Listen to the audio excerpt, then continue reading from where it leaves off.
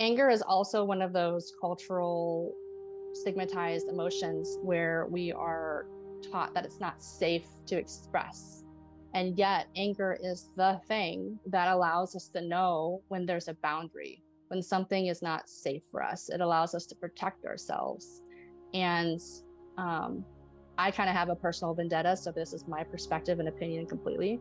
But if you grew up in the West through public school systems, the public school systems don't necessarily encourage children to speak up about their boundaries or what they're feeling or what they're needing. It's more of like a meat grinder to get them to conform to do what they're told. And so what that does is it systematically suppresses our awareness of our boundaries over time as we learn that we're not safe to express our needs or our anger. And then that anger, what happens when we suppress any kind of emotion is it doesn't disappear. If you've ever heard that phrase, like energy cannot be destroyed, it has to go and flow somewhere. The sacral chakra is the energy center that processes what comes alive in us. I recently ran across something that talked about emotions in a way of energy response. It's just the way that our energy responds to outer circumstances, inner conditions. It's what's living in us. It's not who we are. It's a temporary state of experience and it has information in it. And that's what we're not really taught growing up is like, what are our emotions saying? And the value that each of the emotions have on a spectrum. Instead, it's like, smile, be happy. If you're unhappy, sad, or mad, you need to go in the corner and deal with it yourself. Or if you have good parents, they help you through it. But basically, that's not allowed. And so we all, at least in the West, have suppressed emotions. It just is a collective thing. It's something that we all can do work on in the sacral chakra for sure. There's this big cultural component. Grief and anger are the two biggest things. And then also as an energy healer working with hundreds of women, I mostly work with women also. And also working on myself, I've seen that shame is absolutely stored in this area. So it's shame towards having certain emotional states, shame towards having certain thoughts or feelings about things because of the cultural conditioning, because we're told that it's wrong to be jealous or envious or feel angry or be rageful or want to get revenge or these feelings that naturally happen in us, right? They're there for a reason. It's energetics of relationship in our life. And because of that, we oftentimes think there's something wrong with us because we're feeling certain things that the culture has conditioned to not be deemed acceptable. And the truth is that when it comes to deep inner healing, especially emotional healing, the work is acceptance of all of the emotional states, all of them. They're all important. They're all important to feel and process, and they're all giving you information.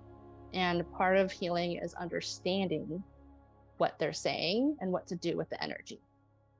Because if we're told, oh, that's just bad, don't feel that way, we don't learn how to process that emotion, and it literally hangs out in us forever until we do something with it, or it gets misplaced and redirected in other ways, which are usually not healthy. The sacral chakra is really the portal where we process emotions for ourselves.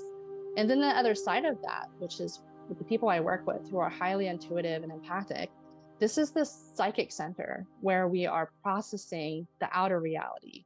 Whether you're an empathic, emotional empath where you feel other people's emotions, whether you're a physical empath and you literally process other people's physical pain in your body, whether you're a telepath where you're literally picking up people's thoughts and beliefs as if they're your own when you're around them. There's so many layers of empathy that are processed through the sacral chakra. And the biggest thing that I see with empaths in their journey is that they don't know they're doing that. Like most of my life, I didn't know I was doing that. And I thought all of it was mine. And I was really confused. And as soon as I started to learn about energy healing and how energy moves, and I got really attuned inwardly towards what my energy feels like, I started to recognize what's not mine and what's mine. And that was huge, mind-breaking moment for me. I'm a physical empath as well. And so when I started my energy healing practice, where I was doing in-person work, laying hands on people, I was experiencing what they were experiencing in my body. And then I had like a a reopening towards my mediumship abilities, which I had as a kid and I had shut down. And I was having experiences that were very confusing, that weren't about the person laying in front of me, but they were about their loved ones and spirits. And I was feeling their pain, and I was feeling the things that happened in their body. And then it was this whole other layer of confusion. And so really for me, as I went in my healing journey, both as becoming a healer and healing myself, I had all these psychic opening experiences where I became very aware of all these different frequencies of energy, but didn't know what they were. And so that's when I began psychic development. And so that's why I think learning about energy, and then also learning about how your energy perceives the non-physical and the physical, is going to be really helpful. So as empaths, this is also a highly charged area in the body that, if it's overactive, is literally like a sponge picking up everything. If it's underactive, you feel numb, you don't feel anything, you are shut off, you're cold, you are blocked off. There's lots of dysfunctions that can happen here. So let me talk a little bit about what it looks like when it's balanced and then when it's not balanced. So when your sacral chakra is balanced, you feel like energetic. There's a certain amount of motivation and desire and creativity flowing in you, and you feel ideas, and you feel movement towards wanting to do things, wanting to learn things, wanting to have new experiences, right? You're in the zone of flow in your life where it's like, I wake up and I'm excited about my life. My life is good, right? The sacral chakra is a lot about pleasure. It's about the positive experiences as much as it is about the negative. But if you're really healthy and balanced, you're able to experience the negative feelings, process them pretty quickly, and come back to homeostasis, which homeostasis is being in an energetic flow of general excitement about life, being open and receptive to what's coming your way. When we've had a lot of traumatic experiences and a lot of unprocessed grief or fear, any negative life experiences overwhelms us because we're already holding everything from our past, and we shut down. And so there's this openness about a really full open sacral chakra. Think about when you were a kid, if you had positive kid memories, or like as a teenager, feeling like you're the shit, you're like, you got people that have crushes on you, you're feeling good, you're looking good, that kind of like charismatic energy is a very open sacral chakra. The sacral chakra also balances opposites in us. So it's where the masculine and feminine parts of us are balanced. So we have a life where we are as much enjoying our subjective experience as we are the objective world. So to kind of reflect what this looks like when it's imbalanced is, if you're too much in the subjective experience, which means maybe you're hibernating, claustrophobic in your room, and you're like all in your feelings and you're kind of avoiding the outer world, that's obviously one-sided. Or the other way, where it's like you're all about the outer world, but you're never really connecting with yourself or what you're feeling. You're just always about other people, like what's going on in the outer world. That's also a misappropriated way to use your energy. That hyper focus in the outer world is a way to cope with unprocessed things. So something that I see with a lot of empaths is that a lot of them have had a lot of early childhood trauma experiences, or caregivers who are really unpredictable, and that kind of develops a sense of empathy in the first place, which causes them to be very focused on the states of everyone around them. What are they feeling? What do they need? And they find it really difficult to be in a state of peace and happiness with themselves if other people around them are not happy and in harmony, because they feel it as if it's their own. So they almost learn how to vicariously bring happiness within themselves through bringing happiness to others. Because if other people aren't happy, they aren't happy.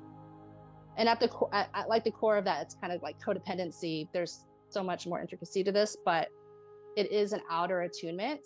And so a lot of empaths are super attuned to the outer world, and part of the healing process is to bring that attunement back to themselves and get really clear about who are they, what are they feeling, what do they want, what do they really need.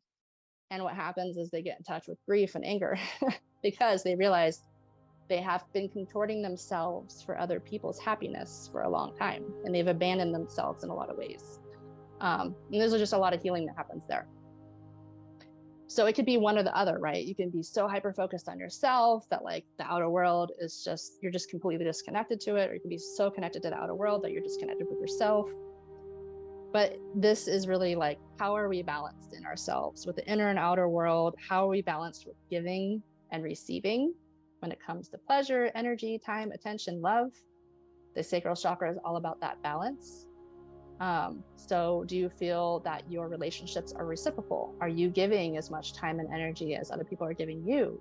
Are you feeling nourished and cared for as much as you're nourishing and caring for others? When there are imbalances in relationships, this is very much a relationship chakra, because relationships bring out all kinds of emotions in us. When there's imbalances in relationships, we feel it most here. Think about having the butterflies when you're really in love or excited about somebody and you feel it in your gut. Or when you're like really nervous and confused about maybe your like romantic partner might be cheating on you. It's like you just feel the pit of your stomach just sinking, right? It's all felt here. This is where we feel it. This is where it's like being digested and processed. It's kind of ironic because it's also where we literally digest our food and we assimilate the nutrients and become nourished, right? From our food in our intestines. So there's always kind of like this parallel between what's happening physically to what's happening energetically in these areas. So when we're balanced, we're feeling a sense of being nurtured and cared for by ourselves, and by other people, and by the world. We feel a sense of trust that we're getting our needs met, that we're able to get our needs met. We're feeling balanced emotionally. That doesn't mean that we don't have ups and downs. It just means that we know what to do with it. We process it, we come back to center. It doesn't throw us off for long periods of time. We feel present with what's happening. We're digesting it in real time. And we also feel safe, it's like the root and sacral at the same time, to express our emotions to people. This is a huge problem that I see in our culture, is that a lot of people don't feel safe to express what they're really feeling with other people, because other people take it personally and make it about them, and it just makes dynamics worse at times. That's why we have therapy. We literally pay people to listen to our emotions, which to me feels absolutely incredibly insane. But the truth is that a lot of people don't feel that way with their family. They can't say what they really feel without offending somebody, without somebody being like, taking it personally. And the truth is that when you get into a healthy balance with emotions within yourself, you start to realize that your emotional states and beings actually have nothing to do with anybody else. And if you take personal responsibility of that and you express it to somebody, that other person, if they haven't come to that realization, it's going to hit them in a way where they feel like you're attacking them, and the defenses come up. And then this is why a lot of us feel like we can't sincerely express our emotions, because it gets tangled up in a mess with other people. We feel safe at expressing our emotions and expressing our creative self. So a huge part of the tools to help balance the sacral chakra is creative expression. Whether this is writing poetry, doing artwork, telling stories, connecting with friends, cooking food, eating good food, whatever this expression is, like however you take the energy and motion that's in your body and use your hands, the action organ of the sacral chakra is the hands, and make something with it, produce something with it. It's a way that we process and digest energy out of our body. This is why like some of the kind of cutting edge or somatic based education pedagogies like Waldorf School have embodied learning, because they believe that us using our body to learn, hands-on learning is actually a lot quicker way of memorizing and learning things than just with their mind. It's a way we process and digest energy a lot quicker and a lot more efficiently. So we feel free to express our emotions and how we feel and what is alive in us, whether that's ideas or creativity, words of music, of lyrics, like whatever is flowing through us. We feel safe to express that. Another part of it is feeling as if you're in a state of grace, ease, and flow. We all have periods of time when things just seem to be going easy and we are flying on cloud 9 and everything seems to come to us and we're just like in the flow. I'm sure most of you have experienced that. And then there's other times when it feels like we're literally trying to move there's sludge and everything feels hard and everything feels difficult and there's obstacle after obstacle. And it really is about getting into the flow. So the sacral chakra is all about movement and change, whereas the root chakra is about solidarity. It's about like consistency. It's about stability. So, but we can't really have firm ground and move and flow with life if we have rocky rootedness, right? If we don't have something firm to stand on and things are changing and flowing, we're going to topple over. So that's why we talk about developing from the root up. So if we have a strong rootedness, strong sense of safety, stability, our basic needs are met, then we're able to really cope and manage and flow and be resilient and adaptive to the events of life in a much better way. The other big side to the sacral chakra is feeling a sweetness of life, feeling pleasure in life. This doesn't just mean sex. This means sensual pleasure, enjoying the physical senses, enjoying the physical body. So this could be enjoying that warm cup of coffee in the morning that smells delicious, that enlivens your body. Opening your window, feeling that cool breeze come in and touch your skin. It could be about snuggling up with that fuzzy blanket or your pet, smelling the beautiful scented candle burning in the corner. Like the simple pleasures of life is very much how we can experience openness to life. If other bigger things are feeling really hard, we can focus on those things. And this is kind of the basis of like tantric yoga, which is kind of where the seventh chakra system comes from. But it's so much more than just sex and sensuality. It really is a slow, intense presence and full absorption in what you're doing to extract the beauty out of life.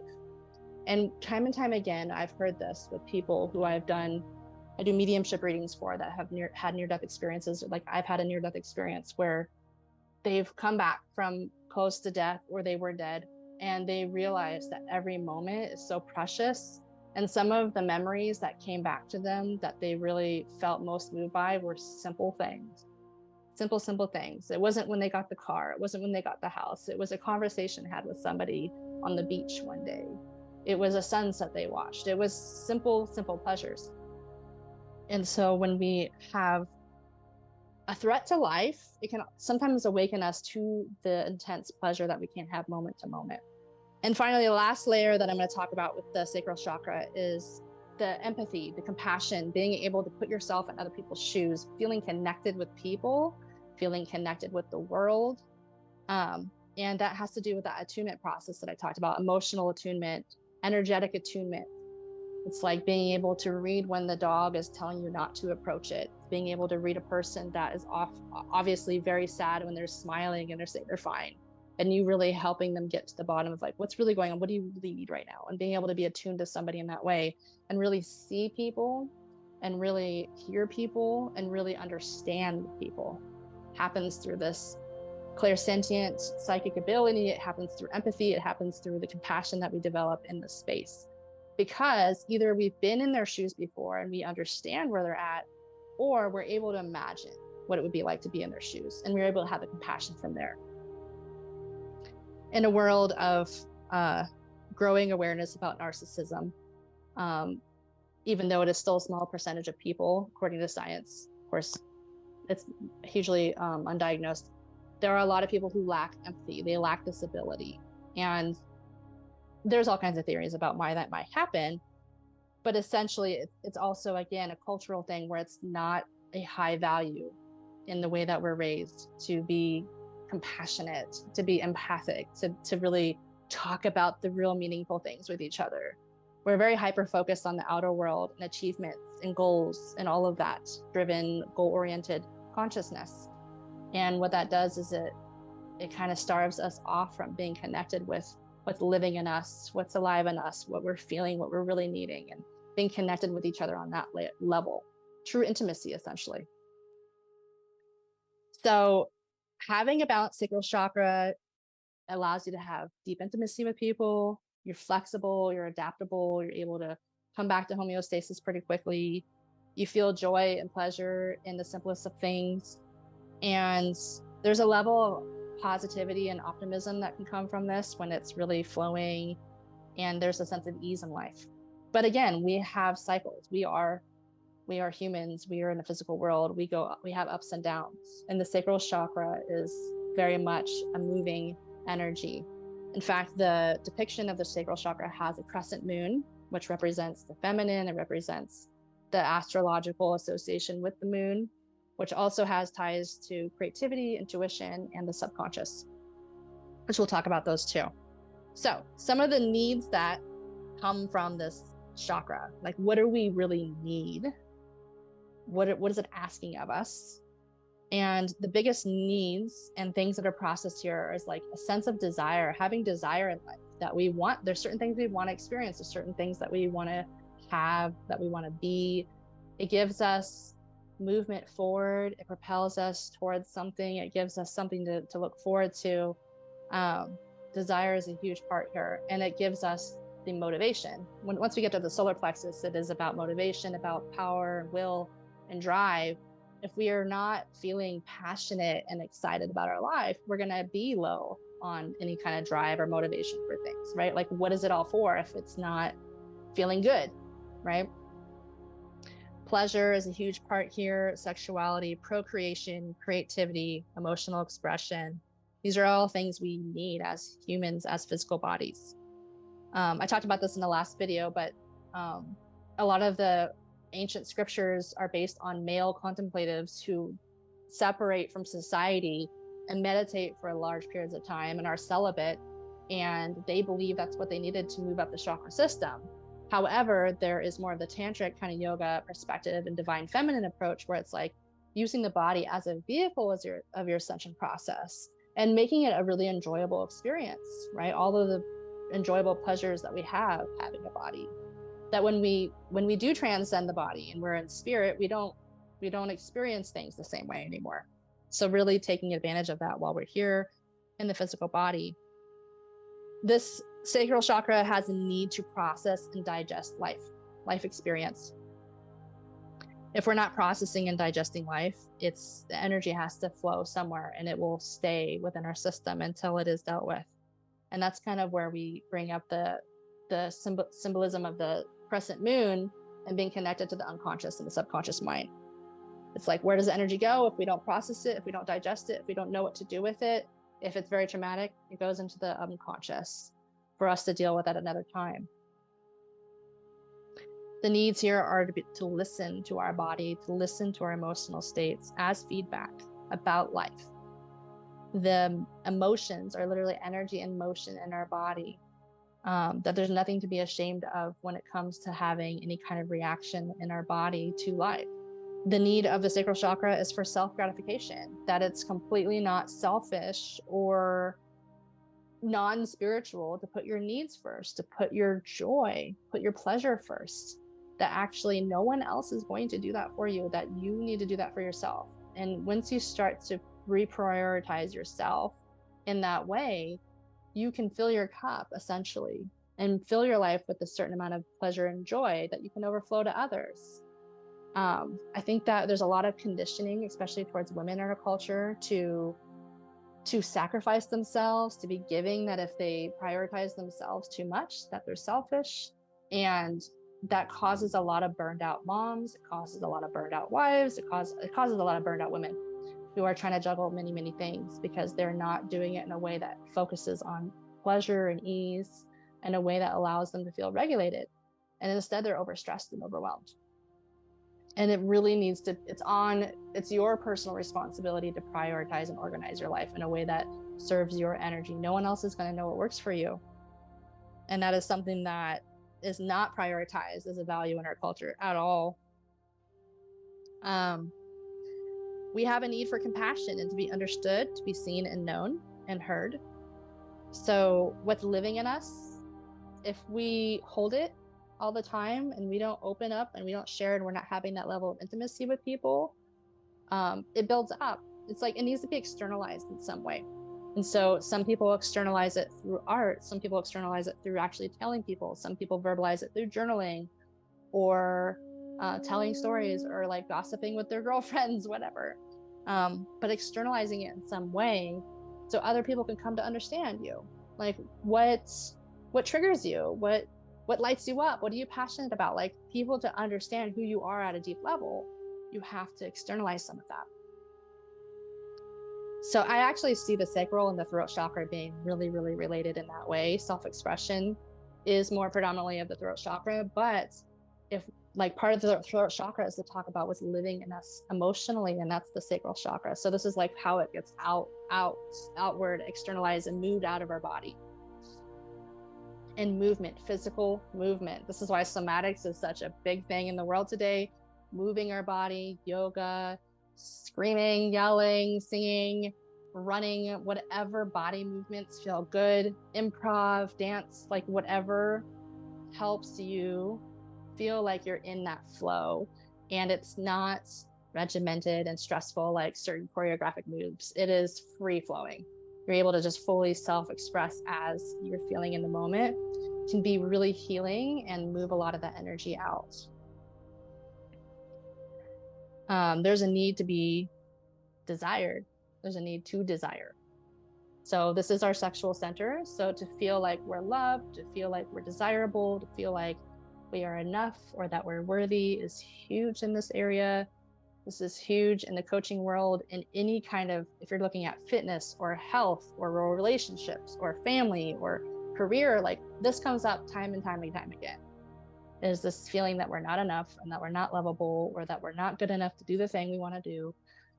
And so we do have a need to have words of affirmation, encouragement, belief in others about our dreams and our goals and the desires, support. It's very, very big. To be adored, to get attention from others. Yeah, there's just so much, there to more I could talk about. But basically what we feel when our needs are met is we feel in the flow, we feel creative, we feel spontaneous and connected to life, open to life experience. We feel like we can take on anything, we can take on the world. We know what to do with our emotions and our body and what's moving through us. And there's a certain level of confidence that exudes with that. We feel centered, relaxed, tranquil, recharged, rested, and restored. And when those feelings, the needs of our sacral chakra are not met, we have unprocessed emotions, which can manifest in so many ways. It can be expressed through other chakras.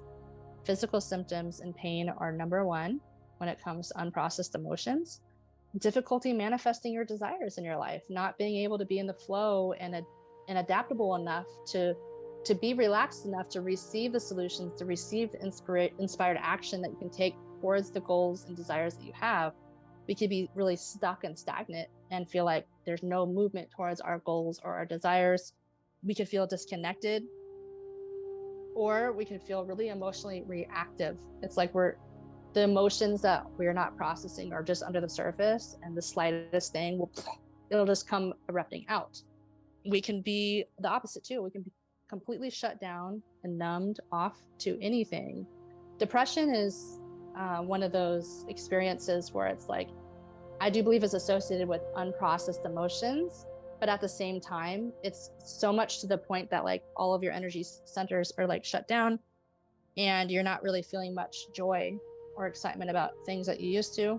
And therefore all the other chakras are really affected. They are all connected.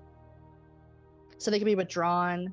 And then there's the side of anxiety where they feel really restless, uncomfortable, self-conscious, afraid, worried, anxious, where it's like the energy doesn't know where to go and flow.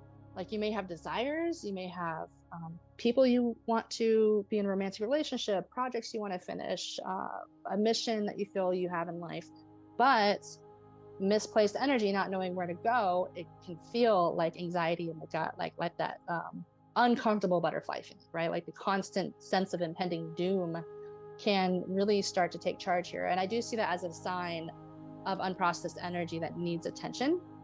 And then just being really unhappy, not really feeling like you love your life, like life sucks, can be a big sign that, you're not getting your needs met. And those needs are consciously, intentionally curating a life that has those kind of pleasurable experiences that nourishes you physically, mentally, emotionally, and spiritually. It is something that we have to work on, continually bringing that into our lives.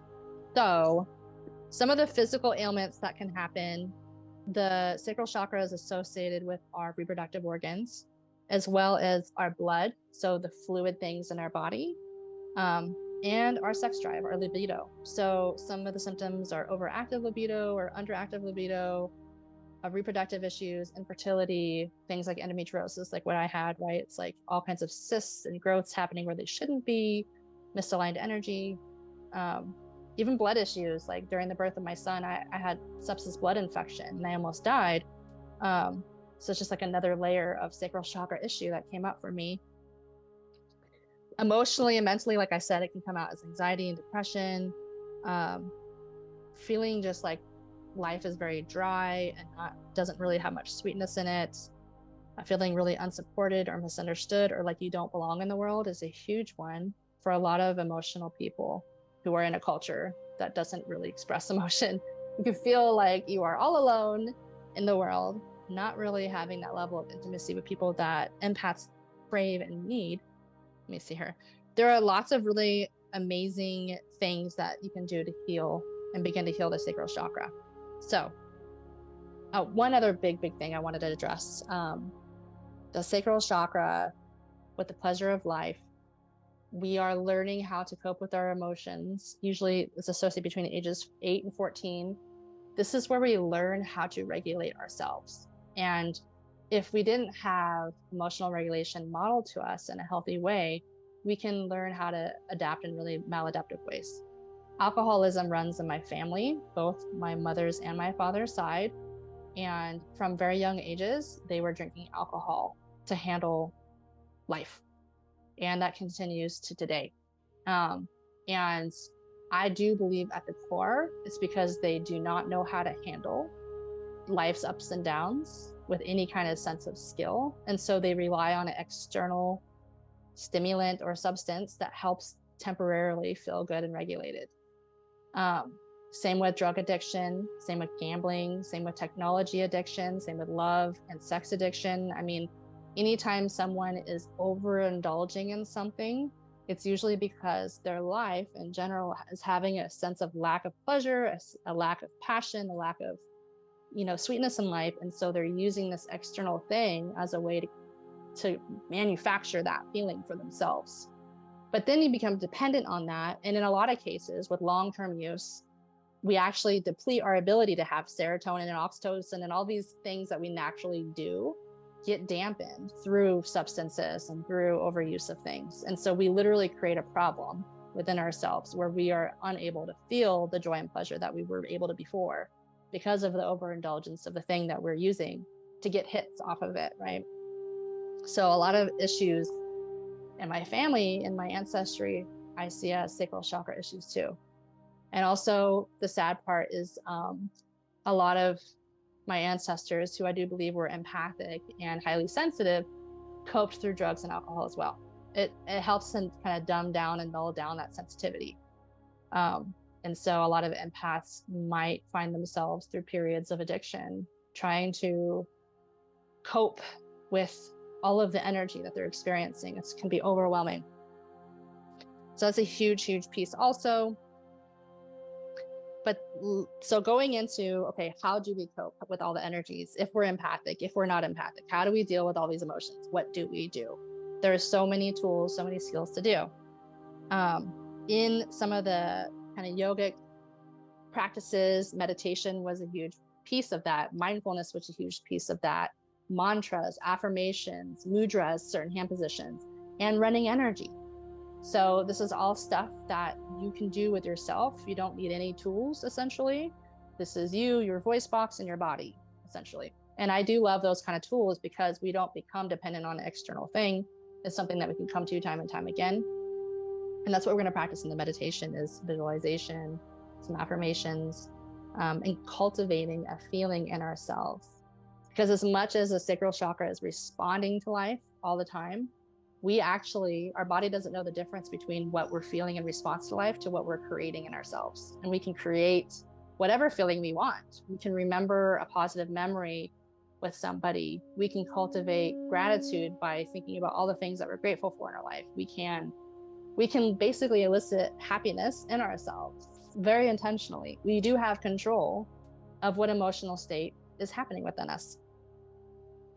And there are certain tools that you can use. So there are certain sound healing approaches. So like sound bowls, listening to certain music, like on YouTube, you can listen to certain frequencies, sacral chakra meditations that have certain sounds and frequencies that are associated with the sacral chakra that help to kind of energetically open and cleanse that space. You can use crystals to help open that energy by holding them, wearing them on your body. And they're usually orange crystals. So things like carnelian, moonstone, coral, amber, calcite, sunstone are really good crystals. Being in nature with water, like ocean, rivers, streams, or even just if you can't go to the water, listening to background noises of water can really help stimulate and activate the sacral chakra. Music that elicits emotions. Like if you need to process some grief, listen to some sad stuff and get into the grief. If you're angry, listen to some music that elicits the anger. Like you can use music and art and creative things that people have made from certain energies to help, accentuate and process your own stuff. Some incense that people like to use, gardenia, orris roots, herbs that help to support you are raspberry tea, red clover, hiccupus. Essential oils that you can use: sandalwood, bergamot, ylang-ylang, neroli, and cinnamon. And the celestial bodies that are associated with the sacral chakra, I've seen the moon and I've also seen Pluto. So if you understand astrology, you can see the parallels there. And the foods that nourish this chakra are liquids. So lots of water, hydrating yourself, enjoyable drinks. And our sensory organs of the sacral chakra is the tongue. So really enjoying delicious foods, chocolate, things like that can help us to bring that pleasure, that sweetness in our life. And there's some deities that are associated with the chakra and the angel. The angel is Gabriel. And the deities are Vishnu, Diana from Greek mythology, Poseidon, Dionysus, Pan, and Coventina, which I think is Irish goddess. I can't remember. It's interesting to look into the mythologies that represent the certain capacities of the sacral chakra, the way that these deities are explained and worked with usually have to do with flowing water, creativity, inspiration, being a muse, working with the unconscious. Like Poseidon's very much related to working with the unconscious, the depths of the sea. Dionysus is about pleasure, drinking, sex, things like that. We will be going into a meditation, and in the meditation, I'm going to ground our energy and then call in a beautiful orange frequency color, whatever variation of orange comes in for you. And I'm going to walk you through how to actually psychically cleanse and clear your chakra, and you can witness what's releasing. And then I'm going to have us actually evoke a positive feeling state in our body, either through remembering someone in your life that you really love, a certain memory that you have, imagining that you're at a certain nature space, whatever brings you that sense of comfort, joy, and pleasure. And we're going to fill ourselves up with that. And then I'm going to read some affirmations that are associated with the sacral chakra. And then we'll come back and we'll kind of share what we may have noticed for ourselves and any other questions that you have about the sacral chakra.